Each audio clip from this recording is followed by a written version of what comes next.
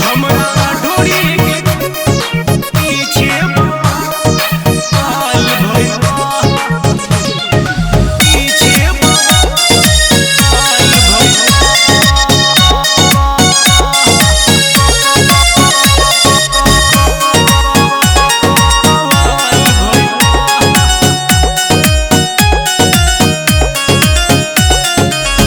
देवर हो जिंदगी के काल भइल बा हई ओकरे छुअले से लाल भइल बा। ए जी देखी है का हाल भइल बा। देवर हो जिंदगी के काल भइल बा हई ओकरे छुअले से लाल भइल बा। देखी सैया पूछे तारे कैसे खाल भइल बा।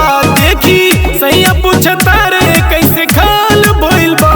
एही ढोरी के पीछे बवाल भइल बा।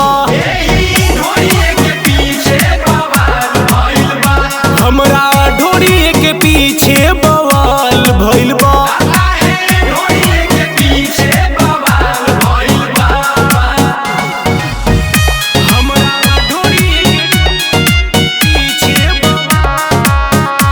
भइल बा।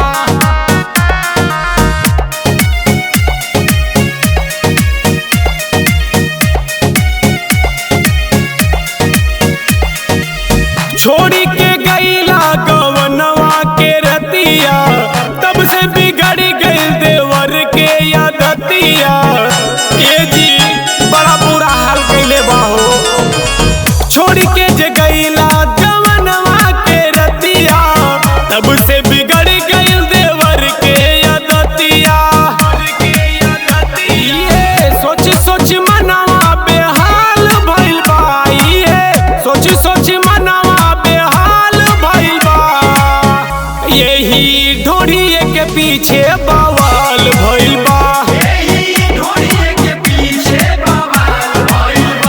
हमरा ढोरी के पीछे बवाल भइल बा।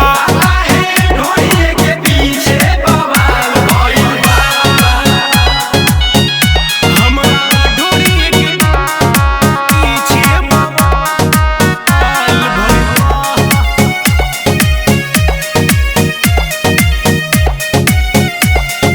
भइल बा।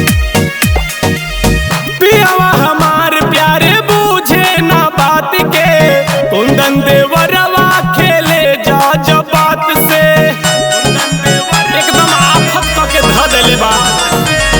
पियावा हमार प्यारे बूझे ना बात के कुंदन देवरवा खेले जा जब बात से। यही में फसल ब्रजेश बुरा हाल भइल बा। यही में फसल ब्रजेश बुरा हाल भइल बा। हाँ यही ढोरी के पीछे बवाल भइल बा।